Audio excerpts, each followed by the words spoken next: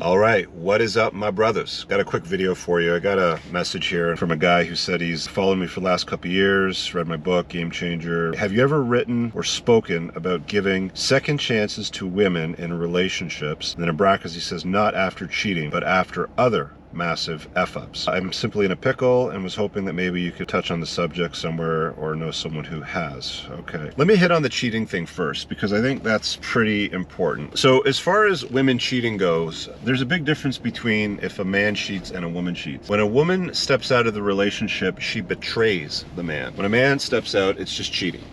Okay, now there's a huge difference. And it's simply this. Women, when they cheat, they're essentially going to another guy to mate switch, to monkey branch, whatever it is that you want to call it. It's because they're done in the relationship and they want out. Usually when men cheat, it's just because they want variety. You know, for some guys, it's common. So at the end of the day, the question in this video happens to be, do you ever give women a second chance if they screw up royally? And I think that really, comes down to, well, what did they do exactly? He didn't say in this. So what I'll do is I'll use the examples in my red flag chapter as kind of a bit of a guideline. If you haven't read my book, you can get the red flags for free. Pin below in the top comment, you can opt into my email list and you'll get all of those red flags for free. There's 20 of them. Some of them are more excessive than others. There's certain women, I believe, that you want to stay away from. You do not want to invite in your life. You don't want to get into dating relationship. There's some you even don't want to get into a casual friends with benefits. A good example of that would be a woman that is violent. You don't want to get yourself in a scenario or in a room with a woman that has a tendency to throw hissy fits and throw things, be violent, physically violent. I've seen and heard lots and lots of stories of women hurting men and getting away scot-free. And in some cases, some of these guys end up in jail. So if the screw up is violence and she didn't betray you,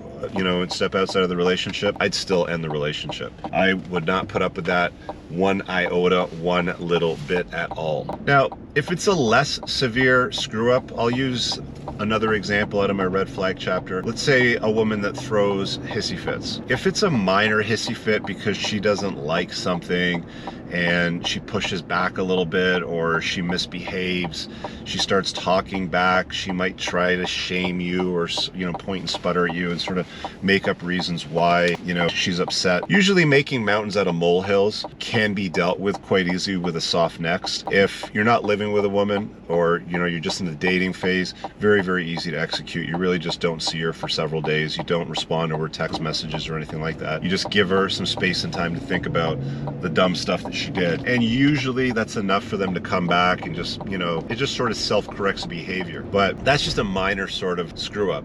If she went out and did something small, like bought a bunch of lampshades or lamps and wanted to return them and it's inconvenienced your time or it's doing something in your schedule become problematic, not a big deal. Did she go out and take the family fortune and bet it on number 17 on the roulette table? Then that's a problem too, right? So you have to be exceptionally careful when it comes to the severity, the gravity of the major screw up. Major screw ups, I would say give them one get out of jail free pass card and give them an opportunity to correct the behavior.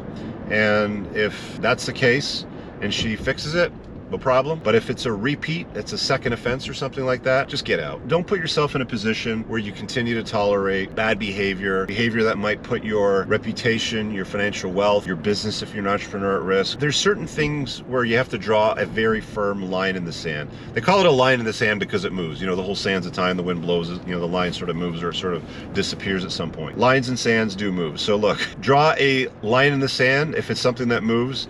Warning, fix it. If it's a hard line, like it's a painted line on concrete and she crosses that line, that's your bottom line. So when it comes to consequences for violating your bottom line, because this is really what the question is, right? It's not a betrayal, she didn't cheat on you. It's not anything like a little hissy fit. This sounds like it's something big, and I'm going to call this the bottom line. So if a woman crosses your bottom line and she steps into an area that you've basically prohibited, then that's grounds for essentially termination. Like a bottom line is essentially, you can't go out with other guys. A bottom line is you can't go screwing around with other guys if you've committed to me, if you've claimed me sort of thing. That's just the way that it's going to be.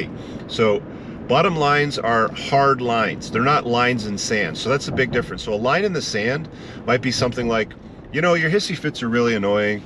You're making a mountain out of a molehill. This is really not cool. and she stops doing it. Maybe it pops up like 11 or 12 months later one time for like half a day, and it's a bit of an annoyance. No big deal. Okay, that's a line in the sand.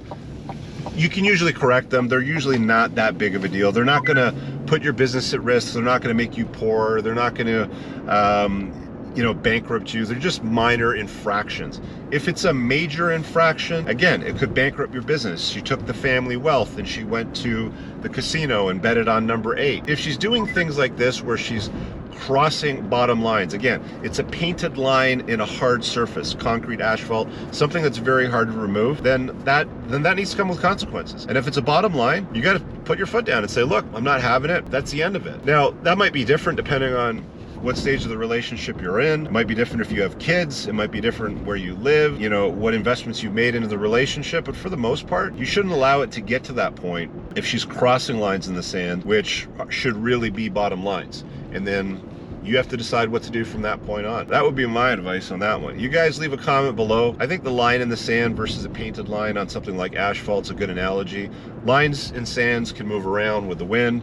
A painted line on asphalt, for example, is pretty permanent. She crosses that line, that's your bottom line. That's a violation. There needs to be consequences. You decide what those consequences need to look like for you. We'll see you guys in the next video. Pinned in the top comment, there's a bunch of useful links to things like my book, my podcast. If you want to make a sponsored request like this, you can go there. Check those out. Leave a comment below. See you guys in the next video. Peace out. I don't ever slow up, no I don't take shit. I got no love for the fakeness. If you wanna play tough and wanna hate this, I'll always show up.